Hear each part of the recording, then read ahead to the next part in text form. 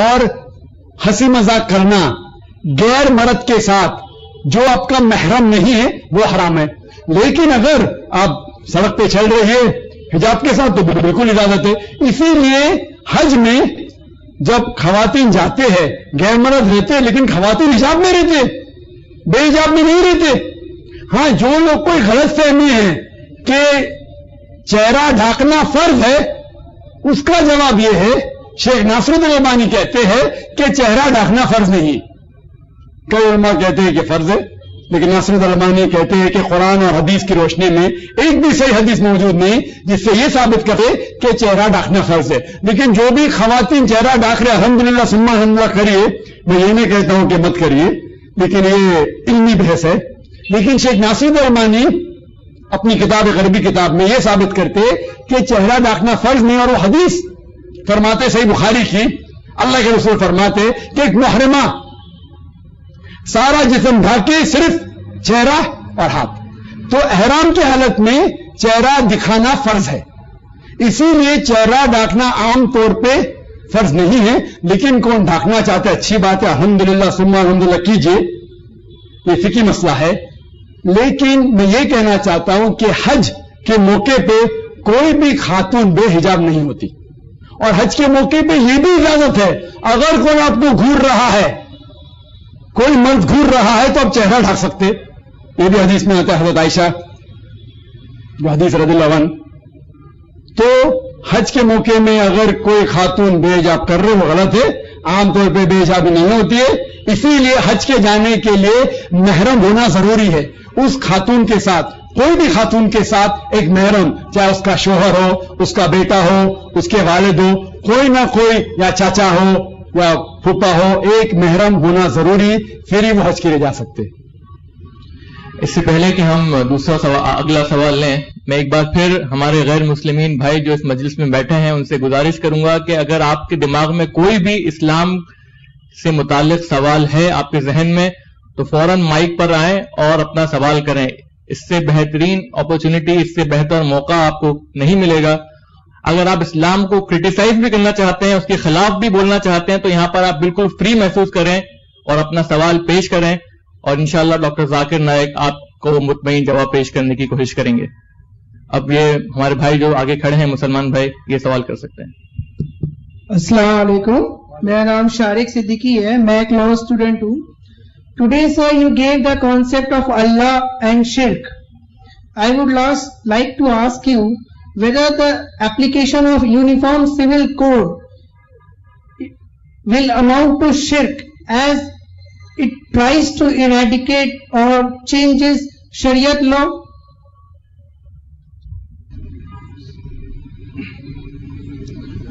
بھائی صاحب نے سوال کیا کہ اگر یونیفارم سول کوڈ لاگو ہو جائیں گا تو کیا یہ شرک ہو جائے گا, کیونکہ یونیفارم سول کوڈ مطلب جو ملک کا قانون ہے اس کے اوپر آپ اس کے مطابق چلنا چاہیے. پہلا سوال یہ ہے کہ کوئی بھی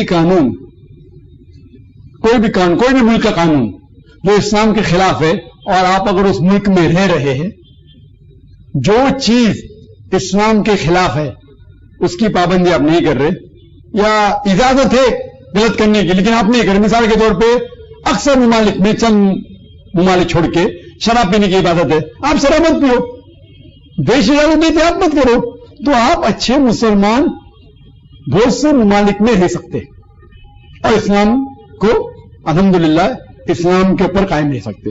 خصوصاً ہندوستان میں, ہندوستان کے کانسٹیٹیوشن میں لکھا ہوا ہے کہ it is the birth right of every Indian to preach, practise and propagate religion. ہر ہندوستانی کو آزادی ہے کہ وہ اپنے مذہب کے اوپر عمل کرے اور اس کو پھیلائے, اور خصوصاً ہندوستان میں مسلم پرسنل لا ہے تو آپ اس کو پریکٹس کر سکتے. کچھ ممالک میں ایسے ہیں, مثال کے طور پہ ایک سے زیادہ بیوی نہیں کر سکتے امریکہ میں, تو وہاں ایک سے زیادہ بیوی کرنا فرض نہیں ہے. تو ایسے کوئی ملک میں جو آپ کو حرام کرنے پہ مجبور کر رہا ہے تو اس ملک میں رہنا صحیح نہیں. لیکن حرام کام کی اجازت دیتا ہے لیکن مجبور نہیں کرتا ہے. مثال کے طور پہ شراب پینے کی اجازت ہے لیکن مجبور نہیں کر رہا ہے, تو اس ملک میں آپ اسلام جو जिस मुल्क में पाबंदी से इस्लाम आप प्रैक्टिस कर सकते उसमें रहने की इजाजत है। जहां तक कि आपका अहम सवाल है कि अगर यूनिफॉर्म सिविल कोड लागू हो जाएगा क्या शिर्क होगा? अगर आप कोई मुल्क के कॉन्स्टिट्यूशन को मानते हैं कि वो अल्लाह के कॉन्स्टिट्यूशन के ऊपर है तो शिर्क में आएंगे। लेकिन अगर आप ऐसे देश में रहते हैं जिसे आप कहते हैं ये इंसानी कॉन्स्टिट्यूशन है, लेकिन इसके अंदर कुछ चीज इजाजत है जो हराम है, लेकिन मैं वो हराम चीज नहीं करूंगा, और मैं मानता हूं कि अल्लाह का कलाम ऊंचा है, तो उस शहर में आप उस देश में रह सकते हैं। जहां तक कि यूनिफॉर्म सिविल कोड का सवाल है, अक्सर मुसलमान इसके अगेंस्ट आवाज उठाते। मैं कहता हूं अगर हिंदुस्तान में आपको यूनिफॉर्म सिविल कोड लागू करने का है तो बेशक कीजिए, जरूर कीजिए, लेकिन पहले हम ये जान ले कौन सा कानून सबसे बेहतरीन है, और इंशाअल्लाह सारे कानून जितने दुनिया के हैं हम पहले ये फैसला करें कौन सा कानून बेहतर है, और हर कानून पे एक साइंटिफिक और लॉजिकल बहस होना चाहिए। इस्लाम की तरफ से इंशाअल्लाह ये तालिब इल्म आएगा, ये साबित करके दिखाऊंगा इंशाअल्लाह कि सारे इस्लाम के कानून ही सबसे बेहतरीन है। अगर यूनिफॉर्म सिविल कोड लागू करना चाहते हैं जो इंसान के लिए सबसे बेहतरीन है तो मैं इसके ऊपर मंजूर हूं। आप लोग मुखालिफत करेंगे, मैं एकदम फेवर में, लेकिन मेरी इतनी इल्तिजा है कि पहले बहस होना चाहिए, पहले तहकीक होनी चाहिए कि कौन सा कानून सबसे बेहतरीन है, और इंशाअल्लाह इस्लाम की तरफ से मुझे इजाजत देना, और ये साबित करूंगा कि इस्लामी कानून अल्हम्दुलिल्लाह सुम्मा अल्हम्दुलिल्लाह सबसे बेहतरीन है। जो हम मुसलमान को खतरा है कि अगर यूनिफॉर्म सिविल कोड लागू हो जाएगा तो ये होगा वो होगा, आपको क्योंकि दिगर मज़ाहिब का इल्म नहीं है और इसीलिए हमें खतरा ही नहीं। क्यों? ये मुमकिन ही नहीं है। क्यों मुमकिन नहीं है? हम मुसलमान कितने फीसद है? गवर्नमेंट कहते हैं 12%, हम कहते 16%, 18%, जो भी है, हम तो माइनॉरिटी में है ना।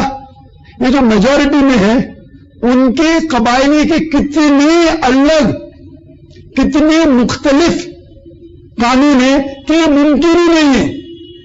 मुसलमान आवाज उठाते, लेकिन अगर हिंदुस्तान में यूनिफॉर्म सिविल कोड लागू करेंगे तो मुमकिन ही नहीं है। मुसलमान को अगर बाजू रखेंगे, ये हिंदू मजहब में कितने कबायले हैं, कितने अलग इलाके, इतने मुख्तलिफ कानून हैं कि मुमकिन ही नहीं है कि यूनिफॉर्म सिविल कोड लागू हो सकता है। इन लोगों की इजाजत नहीं देंगे। आवाज में उठाते वो अलग बात है। ये खाली पॉलिटिशियन लोग छिड़ने के लिए हमें कहते, और हम छिड़ जाते और मोर्चा निकालते। मैं तो कहता कि कानून लागू करो ना। लोग कहते तो uniform civil code criminal code क्यों लागू करते? बाल ठाकरे मुंबई में कहता है कि मुसलमान लोग के लिए सिविल कोड क्यों, क्रिमिनल कोड लागू करो। करो ना लागू, मैं पहले बोलता करो, चोर के हाथ काटो, जो बलात्कार किया उसको सजाएं मौत दो। एल.के. आडवाणी ने चंद साल पहले कहा था, पार्लियामेंट में इल्तिजा की, रिक्वेस्ट किया कि बलात्कार करने वाले को सजाए मौत होना चाहिए। मैं उसको शाबाशी देता हूं। बाकी बात शायद उसकी नहीं मानता हूं, लेकिन इस बात पे मैं सहमत हूं। एल.के. आडवाणी के, लाल कृष्ण आडवाणी, आप जानते ना एल.के. आडवाणी, जानते क्या नहीं? हाँ, तो एल.के. आडवाणी ने कहा था चंद साल पहले 99 में, जब वो होम मिनिस्टर थे, कि बलात्कार करने वाले को सजाए मौत होना चाहिए। ये इस्लामी कानून है। तो मैं उसके लिए उसको शाबाशी देता हूं। हो सकता है कि नेक्स्ट होम मिनिस्टर कहेगा कि सब खवातीन हिंदुस्तान में हिजाब करें।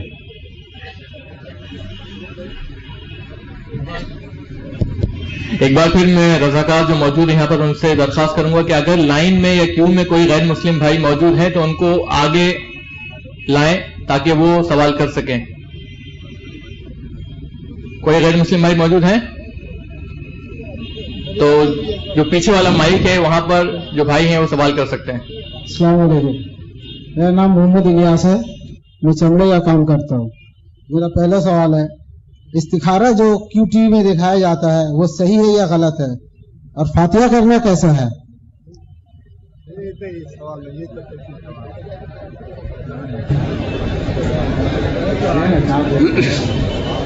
بہت سے لوگ سمجھتے ہیں, بہت لوگ غلط فہمی ہے کیا کیوں ٹی وی ہم چلاتے, ہم نہیں چلاتے, میرا پروگرام صرف آتا ہے. کیوں ٹی وی, میں ٹی وی دیکھتا نہیں ہوں. جب میں دبئی جاتا ہوں کیوں ٹی وی کے اوپر انٹرویو دینے کے لیے چند ایک دو بار میں استخارہ جھلک دیکھی میں نے, لیکن لوگ مجھ سے کہتے ہیں استخارہ میں کیا ہوتا ہے, ٹیلی فون کیجئے, پوچھو کیا میں زمین خریدنا چاہتا ہوں, ہاں خرید لو, مت خریدو. یہ قرآن اور حدیث کی روشنی کا استخارہ بالکل نہیں ہے, یہ بالکل غلط ہے, اسلام میں اس کا وجود ہی نہیں ہے. وہ پروگرام کو پاپولر کرنے کے لیے اگر کوئی آپ چیز کرتے, کیوں ٹی وی تو کافی پاپولر ہے, اس میں اچھی چیزیں بھی غلط چیزیں. استخارہ کا صحیح طریقہ ہے, استخارہ جو صحیح حدیث سے ثابت ہے کہ اللہ کے رسول کبھی بھی کوئی چیز کرتے تھے استخارہ کرتے تھے, اللہ سے دعا کرتے تھے کہ مدد کرو, اگر اچھی چیز ہے تو میں مدد کرنا, اگر غلط ہے تو اس میں رکاوٹ لانا. یہ طریقہ ہے. ایسا کوئی طریقہ نہیں کہ آپ پوچھو اور قرآن کھولو, فال کھولو, یہ آیت آ گئی تو ہاں, یہ آیت آئے تو نہ. یہ سب اپنے مسلمان معاشرے میں ہیں جو قرآن اور صحیح حدیث سے ثابت نہیں, بالکل غلط ہے. تو یہ جو ہو رہا ہے کیوں ٹی وی کے اوپر, ہم جانتے کیوں ٹی وی پہ کچھ پروگرام اچھے ہیں, کچھ پروگرام غلط ہے. تو کیوں ٹی وی بھی جس کا نام قرآن ٹی وی ہے, اتنا علم مجھے اس قرآن ٹی وی کے بارے میں ہے. سب چیز جو آتی ہے وہ صحیح نہیں ہے, قرآن اور صحیح حدیث کی روشنی میں نہیں, ساری چیزیں نہیں ہیں. انشاءاللہ کوشش ہونی چاہیے کہ ایسا ٹی وی چینل ہو جو قرآن اور صحیح حدیث پہ مکمل ہو. خالی پاپولر کرنے کے لیے ایسے پروگرام کرو جیسے کہ میں سنا تھا کون بنے گا کروڑ پتی, بہت پاپولر پروگرام. تو اس طریقے سے استخارہ ایک شارٹ کٹ, فٹافٹ کچھ بھی پوچھو جو بھی جواب مل جاتا ہے, یہ اسلامی طریقہ نہیں ہے, بالکل غلط ہے. اس میں کوئی قرآن اور حدیث کے صحیح حدیث کی روشنی میں یہ بالکل غلط ہے. اور کیوں ٹی وی پہ جو سب کچھ آتا ہے وہ صحیح نہیں, کچھ صحیح ہے کچھ غلط ہے. ہمیں تحقیق کرنا چاہیے کہ جو بھی پروگرام کیوں ٹی وی پہ آ رہے وہ قرآن اور صحیح حدیث سے متعلق ہے تو اس کے اوپر عمل کرے, باقی چیز جو غلط ہے اس کے اوپر عمل نہ کرے. وقت کی کمی ہونے کی وجہ سے ہم صرف آخری سوال لیں گے, وہ بھی بہنوں کی طرف سے ہوگا, تو بہن سوال کر سکتی ہیں. بسم اللہ. السلام علیکم. ڈاکٹر صاحب میں آپ سے کوئی سوال نہیں کرنا چاہتی کیونکہ آپ اپنے اسپیچ میں اتنے کلیئر ہوتے ہیں کہ ہمارے پاس کوئی ڈاؤٹ نہیں رہتا. میں صرف ایک اسٹیٹمنٹ آپ سے اور کلیریفائی کروانا چاہتی ہوں کہ اسلام کے اگینسٹ ایک کلیشے کیوں ہے, why only Islam has been synchronized with terrorism, جبکہ ہم لوگ دیکھتے ہیں WTC سے پہلے ایتھنک کلینزنگ ہو چکا ہے باسنین مسلمز کے ساتھ. آج جو فلسطین میں ہو رہا ہے, it is a worst phase of what is happening to the Muslims. Then why is it that it's only we who are pinpointed? When we do something good, we are never noticed. When we make a mistake, we never go unnoticed. Why is it? اور آج ہر کونے میں ہو رہا ہے, even including Afghan. They say that it was for Osama. لیکن اللہ کی رحمت سے Osama is still safe. But what happened to the Afghanis? Please clarify to this. بہن کا سوال ہے کہ کیوں سب لوگ اسلام کو ٹارگیٹ کر رہے ہیں. WTC کے پہلے بھی ایتھنک کلینزنگ ہو چکی ہے بوسنیا میں, فلسطین میں کتنے مسلمان مارے جاتے, اسلام کے خلاف کیوں؟ اس کا جواب میں دے چکا ہوں بہن, اور آپ چاہتے اضافہ ہو تو میری پوری تقریر جو ہے جہاد اینڈ ٹیررزم میں اس کے اندر ڈیٹیل ہے جو ابھی تقریر کرنے کا موقع نہیں ہے. لیکن خصوصاً کیونکہ اسلام جس تیزی سے پھیل رہا ہے اسی لیے اس کے خلاف آواز اٹھائی جائے. مثال کے طور پہ جو انسان جس کے خلاف سب سے زیادہ کتاب لکھی گئی کون سا انسان ہے؟ کون سا انسان ہے؟ ہمارے حضور محمد صلی اللہ علیہ وسلم. اس کا مطلب تھوڑی کہ محمد صلی اللہ علیہ وسلم صحیح انسان نہیں, نعوذ باللہ. اللہ تعالیٰ فرماتے ہیں سورہ قلم میں, سورہ نمبر 68 آیت نمبر 4 میں کہ thou art standing on the highest standard of character. ہمارے رسول سب سے اونچائی میں کھڑے ہوئے ہیں توحید کے معاملے میں, کیریکٹر کے معاملے میں. قرآن مجید میں فرمائے سورہ احزاب میں سورہ نمبر 33 آیت نمبر 21 میں very very will thou find in the messenger a most beautiful pattern of conduct. ہم رسول میں سب سے اچھا برتاؤ پائیں.